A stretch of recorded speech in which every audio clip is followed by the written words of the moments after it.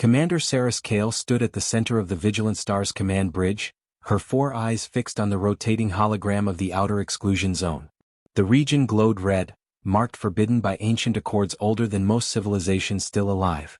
For over 3,000 cycles, the sector had remained silent, empty, and untouched. Nothing lived there. Nothing was supposed to. The galaxy agreed on that much. The quarantine was absolute, enforced by memory, fear, and history written in ash. The patrol had been uneventful, as all patrols near the exclusion always were.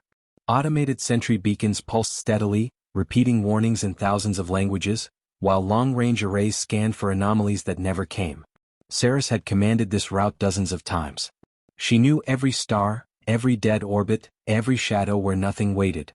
Or so she believed. "Commander," the sensor officer said, his frills stiffening in alarm.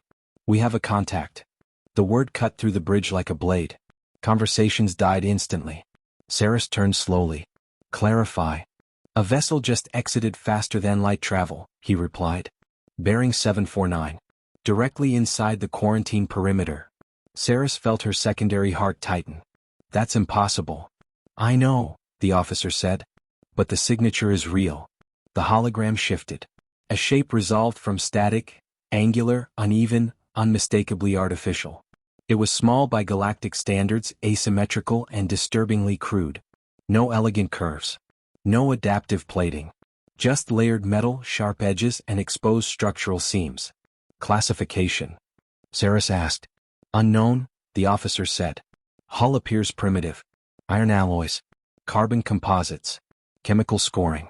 But," he hesitated, "its power output is enormous." A murmur rippled across the bridge. Primitive construction with advanced energy made no sense. Civilizations that reached the stars evolved past such designs quickly, or died trying. Saris leaned closer to the display. The ship wasn't drifting or panicking. It was moving with intention, vector locked straight toward the quarantine boundary. "Send the automated warning," she ordered. "All frequencies." The message pulsed outward, repeating the ancient decree that had kept this sector sealed for millennia. The ship did not slow. It did not respond. "Commander," the weapons officer said carefully, "it's approaching the threshold." Sarah straightened. "Arm weapons," she said. "But do not fire unless I give the order." The Vigilant Stars systems hummed to life. Plasma arrays charged. Targeting grids aligned. The unknown vessel continued forward, indifferent to fear, history, or the legends that said nothing human should still exist beyond that line.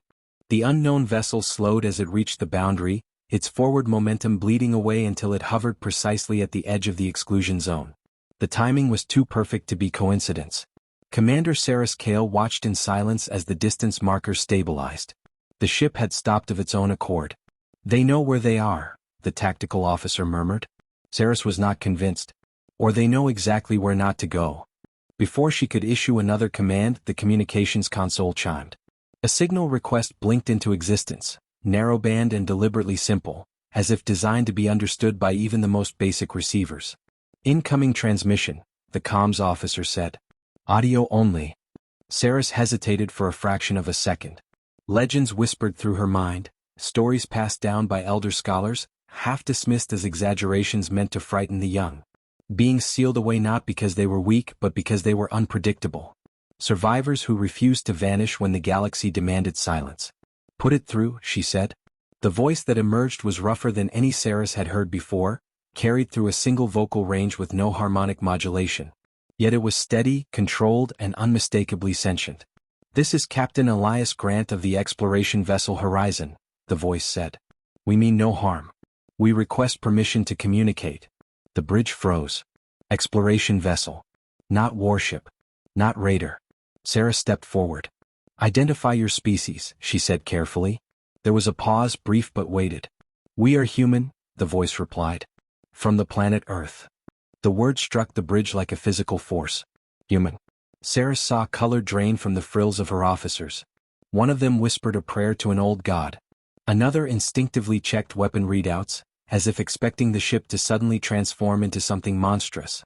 "Maintain weapons lock," Saris ordered, though her voice was quieter now. "Captain Grant, you are in violation of Galactic Accord 79-3. This region is quarantined. You must withdraw immediately." A soft exhale came through the channel. "Commander." I don't think we can do that. Explain, Sarah said. We launched from Earth 62 years ago, Grant replied. Deep space mission. No military escort. No knowledge of restricted zones. We've been following anomalous signals for over a decade. We didn't know anyone else was out here. 62 years. Sarah's mind raced. Faster than light capability paired with primitive hulls. Long duration isolation. No awareness of the quarantine. Commander, the science officer said quietly. If their origin point is Earth, then Earth lies well inside the sealed region. Sarah's gaze returned to the human ship. That would mean, she said slowly, they were never outside the grave at all. On the other end of the channel, Captain Grant spoke again, his voice carrying something Sarah did not expect from a legend of terror. Loneliness. We've been alone for a very long time, he said. The bridge remained silent after the human captain's admission. Commander Sarah Kale felt the weight of centuries pressing down on her as old truths rearranged themselves into something far more unsettling. Humans had not breached the quarantine. They had been born inside it. Science officer, Sarah said, keeping her voice level. Confirm historical records. The officer's manipulators moved rapidly across the console. The exclusion zone was established 3,000 years ago, Commander. The Awakened Ones reported the presence of the devourers, entities capable of consuming entire biospheres. The region was sealed after a catastrophic campaign. All surviving civilizations withdrew. No life was expected to remain. Sarah turned back to the display. Captain Grant, she said, are you familiar with the term devourers? There was a long pause. When the human answered, his voice was cautious. No. We've never encountered anything by that name. Have you found ruins? She asked. Abandoned worlds? Yes, Grant replied immediately. Hundreds. Cities intact but empty. Ships drifting cold in orbit. Entire systems silent. We thought they were remnants of failed civilizations. We never found survivors. Sarah closed her eyes. The confirmation struck deeper than fear. They didn't fail, she said softly. They were consumed. The science officer looked up, his frills trembling. Commander, the dates match. The extinction layer in those systems aligns with the devourer incursion. Grant's voice returned, strained now. Are you saying our entire region of space is a mass grave? Yes, Sarah answered. Your species exists in what was once one of the most populated sectors of the galaxy.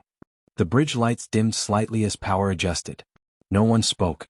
Across the channel, the human ship remained motionless, its crude hull hanging at the threshold like a question the galaxy had never expected to answer. How did we survive? Grant finally asked.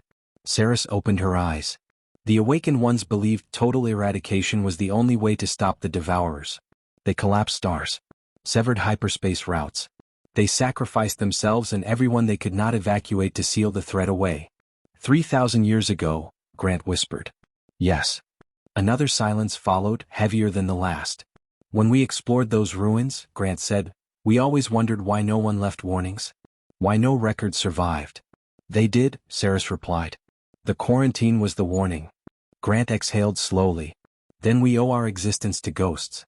The word struck Sarah with unexpected force. Humans, raised in isolation, surrounded by the dead of 1,000 civilizations, had not grown cruel or savage. They had grown curious. They had searched the dark not for conquest, but for companionship. Commander, the tactical officer said hesitantly, protocol demands we deny passage. Sarah looked at the human vessel again. Legends had painted humanity as monsters, as warriors who terrified even the Awakened Ones.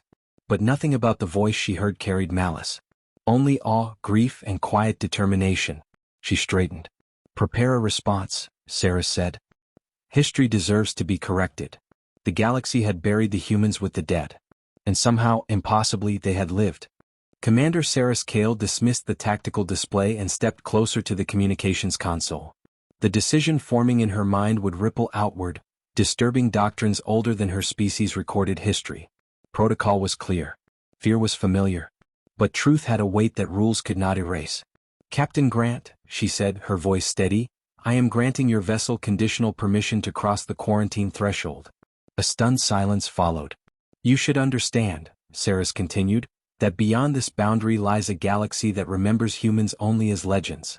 Stories of beings so relentless, so unyielding, that even the Awakened Ones feared what you might become if allowed to spread unchecked. Grant's reply came quietly. Then they remembered us wrong. Perhaps, Sarah said. Or perhaps they remembered only one chapter. She issued a command. The exclusion markers faded from red to amber, ancient systems unlocking for the first time in 3 millennia. Across the bridge, officers watched in disbelief as the boundary dissolved into navigable space. The human ship moved forward. It crossed slowly, engines restrained as if respecting the weight of the moment. Up close, its flaws were obvious. Patched hull plates, mismatched alloys, external reinforcement scars earned through decades of survival. It was not elegant. It was stubborn. Saris felt something unfamiliar tighten in her chest. All fleet elements, she broadcast, hold fire. Maintain observation only. The horizon drifted fully into Covenant space. No alarms sounded. No weapons discharged. The galaxy did not end. "Commander," Grant said, his voice thick, "on behalf of my crew and everyone who came before us, thank you." Saris watched the ship's life sign readouts, thousands of individual pulses bound together by shared purpose. Generations had lived and died believing they were alone, never knowing their stars were haunted by sacrifice. "You will need advocates," Saris said. "The Covenant will not trust you easily." Grant paused. "Then let us earn it." She allowed herself a faint smile. Any species that can survive among ruins for 3,000 years without losing its desire to reach out deserves the chance to be heard. As the horizon aligned alongside her warship, Saris imagined the reports she would soon send.